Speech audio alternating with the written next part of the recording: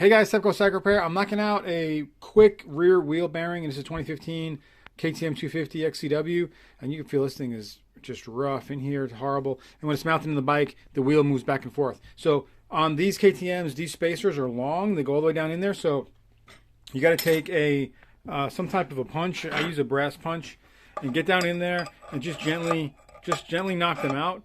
And I'll show you what it looks like on the other side. All right, so here you can see it's starting to come out, so just going to keep knocking that out.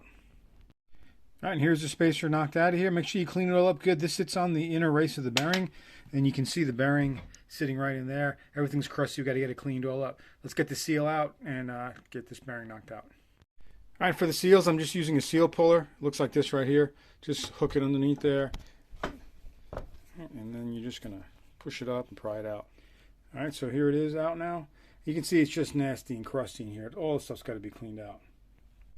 All right, now on the KTM it has a clip, so make sure you use a good set of C-clip pliers here. Stick it in there, pull it. It's going to be crusty in there, so make sure you get it moved around a little bit first, and then it'll come out.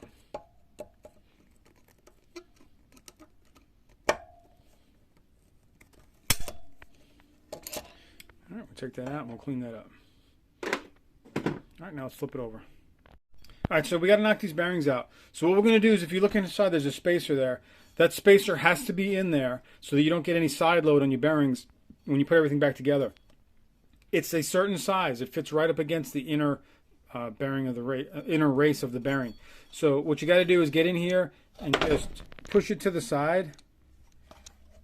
All right. When you push it to the side, you can get a little bit of lip on the inner race of the bearing, and then we'll go from the other side and just tap that bearing back and forth. As soon as you move it a little bit, that space will move a little bit more, and it'll be easier to get to the race of the bearing here, and then just slightly tap it back and forth. You can use some heat. I'm going to use a torch, and I'm just going to warm it up here around the outside edge and make it easier to come out. And then as soon as I do that, I'm going to start knocking the bearing out.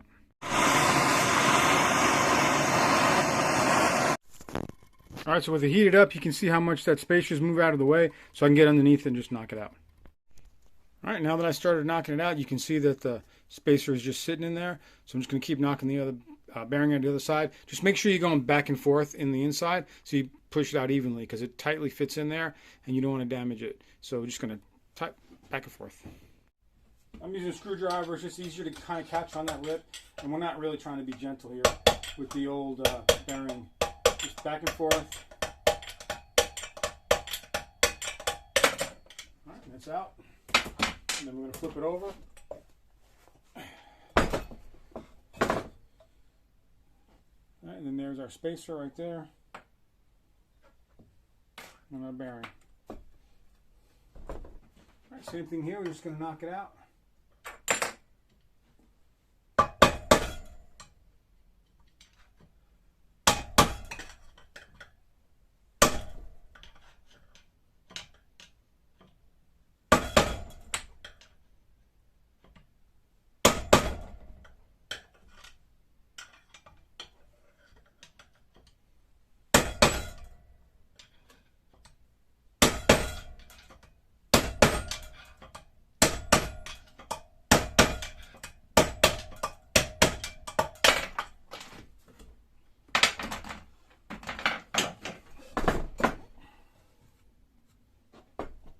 Rusty.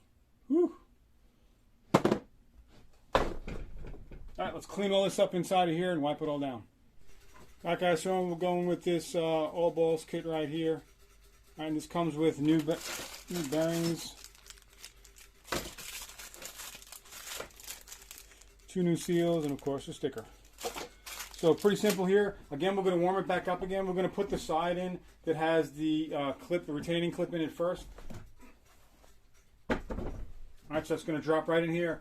And if you look in this side here, there's a lip right there. So we're going to knock it right into the lip, put the clip on, and then flip it over.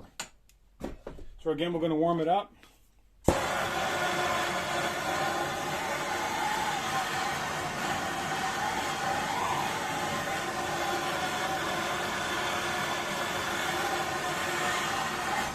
It just helps the hub out so you're not stressing the hub.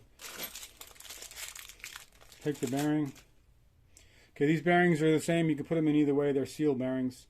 So just going to drop it in. I'm going to be using this socket right here. You just want something that's only going to push on the outside edge of it, okay? You don't want anything pushing on the plastic seal. So we're going to drop this in. Try to tap it in nice and even.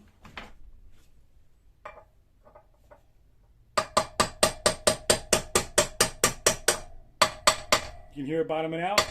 Okay? With that bottomed out right there, we're going to take the C-clip again.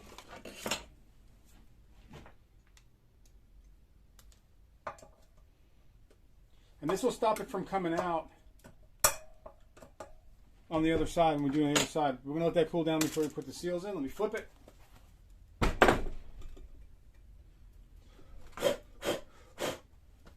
Then we have our spacer. Now our spacer had some rust and grime and dirt on it. Just cleaned it all up. Just going to drop that back in. There's a plastic liner right here in the middle. It's kind of going to hold it, help hold it in place.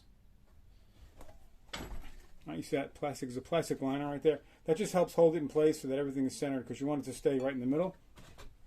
When you put it down in there, it's going to be tight. You'll be able to move it if you don't have it in there perfect, so don't worry about that.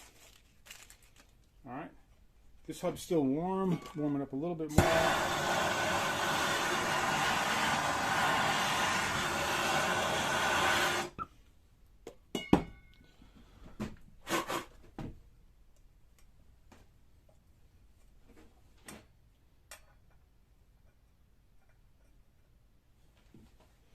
Same thing here, we're just going to tap it in.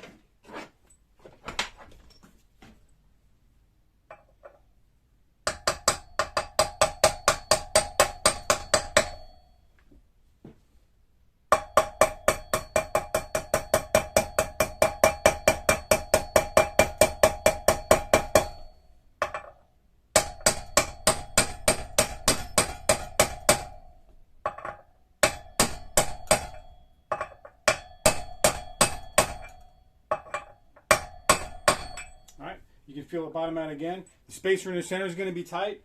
The spacer in the center, it's super important that it's right so you stop side loads on the bearings. So you want to make sure that you have that spacer in there and you have the right one. Okay, now we're going to take our spacers here on the side. All right, and we're going to wipe these all up and clean these as well. All right, with the spacers all cleaned up, it gave us some time for the hub to cool down. Now we're going to put our seals in. Same thing with the seals. Just hit it around the outside edge. You can put a little bit of grease on the edge part of it to help it slide in, but normally these go in pretty simple. You just put them in there and push them in by hand. When you push the seals in, guys, just flush with the hub. Flush with the hub.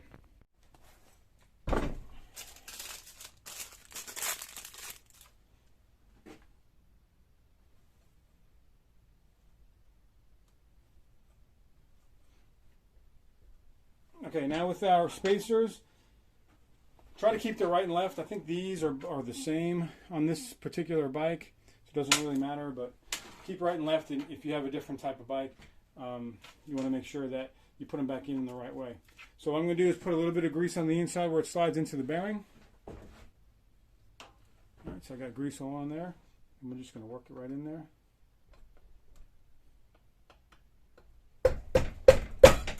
All right.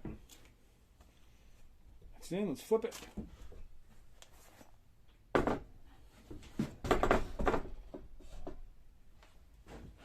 Guys, all these bearings, spacers, all these things that you would need to replace because they get worn, it's important to the way the bike handles, all your linkage bearings and everything, so make sure you keep up on them and make sure that everything is moving good. You don't have any play. But guys, that's all there is to it. These bearings, wheel bearings, are usually overlooked. They get a lot of water inside there, especially if you're going through creek crossings, pressure washing. They get worn out. They're pretty easy to change. So make sure you keep up on them. Same thing with your linkage bearings. Make sure you take them out every once in a while and keep them lubed up so you don't have to worry about them going bad. And you want everything to work good. Your suspension, your wheels rolling, all that kind of stuff. So keep up on all that. Make sure the axle that you put back in here is clean and greased so you can get it out the next time, okay? So make sure you do all that stuff, guys. This is all there is to it. It's a pretty simple job. Hopefully this helped you out, guys. Please hit the like button, subscribe, hit the bell for further notifications. Until next time, this is Tepcocyclerepair.